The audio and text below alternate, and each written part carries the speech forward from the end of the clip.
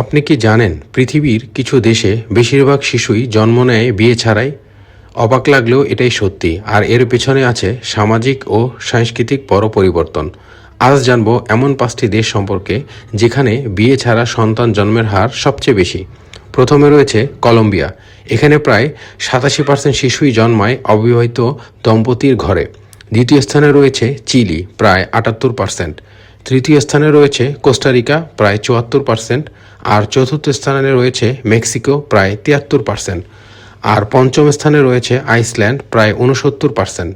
এই দেশগুলো একসাথে থাকা বা লিভ ইন সম্পর্ক সামাজিকভাবে স্বীকৃত, তাই বিয়ে না করেও পরিবার গঠন খুব সাধারণ বিষয়।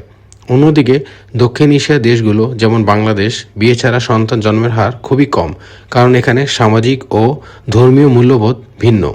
আপনার কি মনে হয় ভবিষ্যতে এই প্রবণতা কি বিশ্বজুড়ে আরও বাড়বে? কমেন্টে